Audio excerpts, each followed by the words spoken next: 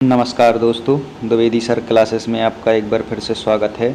आज हम आपके लिए काफ़ी महत्वपूर्ण वीडियो लेकर आए हैं, जिसमें आज हम बात करेंगे कि ये 5 गलतियां जो है अतिथि शिक्षक जो भी बनना चाहते हैं उनको ये गलतियां नहीं करनी चाहिए।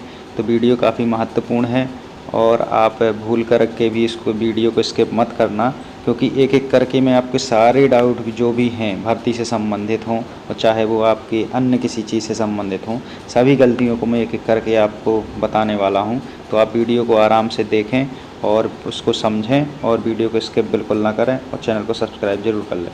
तो चलिए देखते हैं एक एक करके कि कौन कौन सी गलतियां हैं जो हमको नहीं करनी है। वीडियो की शुरुआत हम भर्ती के प्रारंभ से ही करेंगे कि जैसे ही हम अतिथि शिक्षक के लिए नया पंजीयन करवाते हैं तो एक एक करके हम सभी भर्ती में जो जो भी स्टेप होते हैं उन सभी स्टेप्स पर हम एक एक करके चर्चा करेंगे और हम बताएंगे कि कौन कौन सी गलतियां जो है हम करते हैं।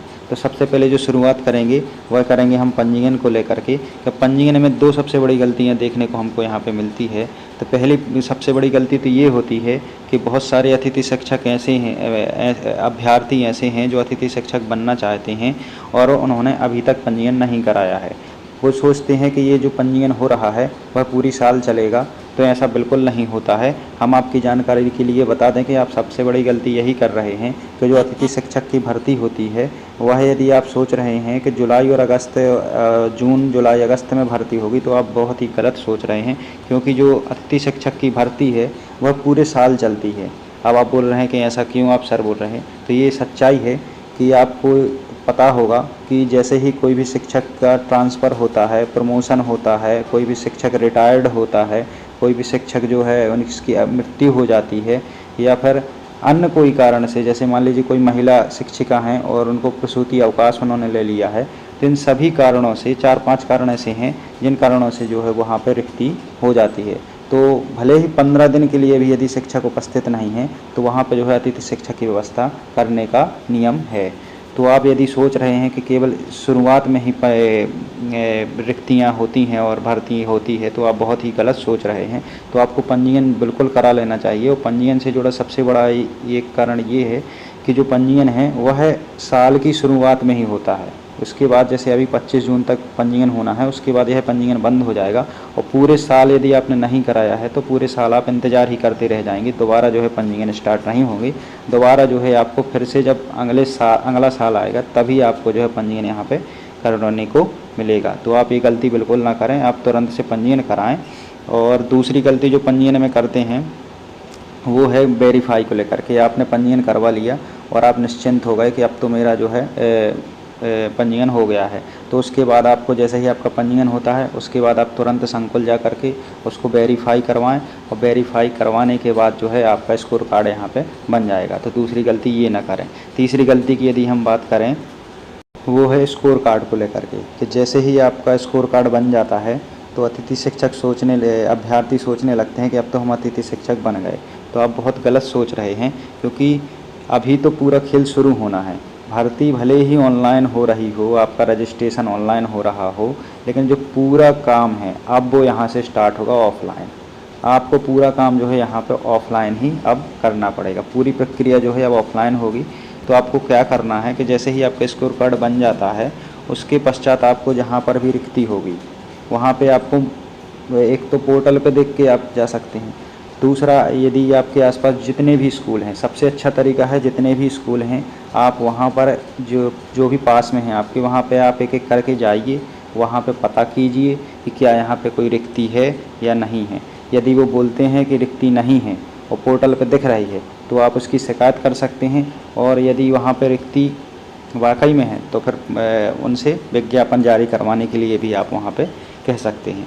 तो दूसरी गलती आप ये करते हैं कि आप ऑनलाइन आवेदन पंजीयन करने के बाद आप सोचते हैं कि अब जो है सब कुछ ऑनलाइन होगा। तो ऑनलाइन बिल्कुल नहीं होगा, सब कुछ कार्य आपको अब ऑफलाइन ही यहाँ से अब करना पड़ेगा।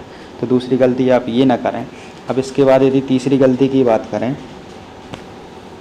तो तीसरी गलती जो यहाँ पे अभ्यर्थियों द्वारा की जाती है उसमें यह होता है कि आपने वहाँ पर फॉर्म डाल, जैसे ही वहाँ पर विज्ञापन कहीं पर जारी होता है तो आपने वहाँ पे पैनल में जाके अपना नाम जुड़वा लिया और आप बस उसको जा कर के फिर आपने उसकी पता ही नहीं किया कि वहाँ पे जो मेरिट बनी है उस मेरिट में किसका चयन वहाँ पे हुआ है।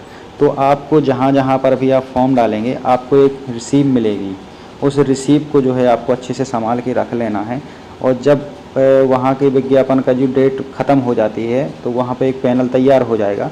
तो आपको मैनुअली थोड़ा सा आपको कष्ट करना होगा, आप मैनुअली वहाँ पर जाएं, पता करें, उस मेरिट को देखें। आपको उस मेरिट को दिखाने के लिए कोई भी मना नहीं करता है, चाहे वो कोई भी स्कूल हो। यदि वहाँ पे जेन्युइन भर्ती हुई है तो आप वहाँ पे जाएं, उनकी मेरिट देखें, और मेरिट में यदि आपका नाम ऊपर है और तो आप उनसे रिक्वेस्ट कर सकते हैं। यदि आपसे कम नंबर वाले का यहाँ पे यदि किसी का सिलेक्शन कर लिया है तो आप वहाँ पे शिकायत भी कर सकते हैं। शिकायत के लिए सबसे अच्छा तरीका है कि आप 181 डायल करके जो है आप वहाँ पे शिकायत कर सकते हैं, और जो है आप अपने लिए वहाँ पे हक की लड़ाई लड़ सकते हैं।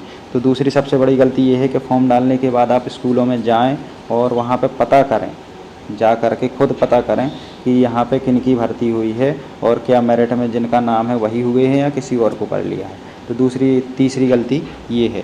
अब इसके बाद यदि और गलतियों की हम बात करें, जो सबसे बड़ी गलती यहाँ पे हम अतिथि शिक्षक अभ्यर्थी करते हैं वह है, आपने देखा होगा कि आप पोर्टल के भरोसे बैठे रहते हैं कि पोर्टल में जो भी रिक्तियाँ दिख रही हैं वह सत्य हैं। तो आप बहुत बड़ी गलती कर रहे हैं ये, क्योंकि आपको पता नहीं होगा कि जो पोर्टल है वह बहुत ही लंबे समय तक जो है अपडेट नहीं होते हैं। पोर्टल पे जो भी रिक्तियाँ दिखती हैं वह पुरानी रिक्तियाँ दिखती हैं, नई रिक्तियाँ अपडेट नहीं होती हैं। तो आपको उस स्थिति में जो है आपको केवल पोर्टल पर रिक्तियाँ देखना ही सब कुछ नहीं होता है, आपको मैन्युअली ही स्कूल जा कर के पता करना होगा। और सबसे बड़ी बात यह है कि जो साल भर भर्तियाँ अतिथि शिक्षक की चलती हैं, लोगों को यह जानकारी होती नहीं है कि साल भर भर्ती होती है।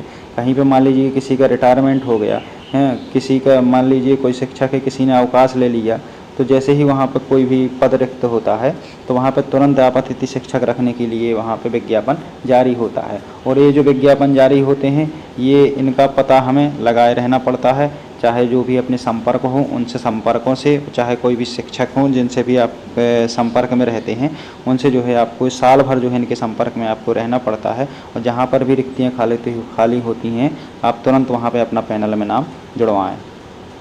एक और समस्या होती है कि कई बार होता क्या है कि स्कूल में तो रिक्ति है, प्राचार्य भी बोल रहा है कि हाँ रिक्ति है, लेकिन जो है पोर्टल पर आपको जो है वहाँ पे जगह खाली नहीं दिखाई दे रही है। तो ये इस स्थिति का एक छोटा सा जो है आपको कार्य करना होगा, कोई बड़ा कार्य नहीं है।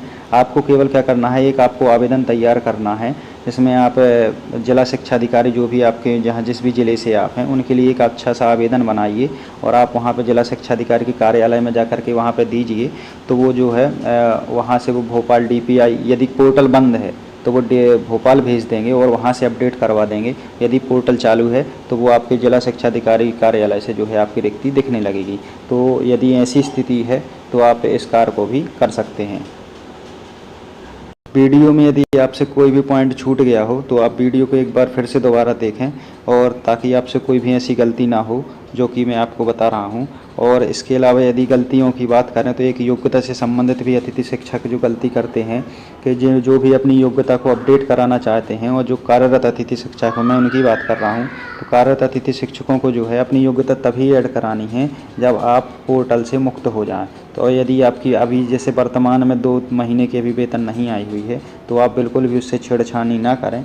जब आपकी वेतन आ जाए, आप वहाँ से रिलीव हो जाएं, उसके पश्चात ही आप जो है जा कर के वहाँ स्वयं वहाँ पर तुरंत रिलीव करवाएं, अपनी योग्यता ऐड करवाएं और तुरंत ही फिर से वहाँ पे जो है ज्वाइनिंग करा लें। तो जब ज्वाइनिंग होगी तो उस समय आप अपनी योग्यता को ऐड करवाएं, आप पहले से ना कराएं।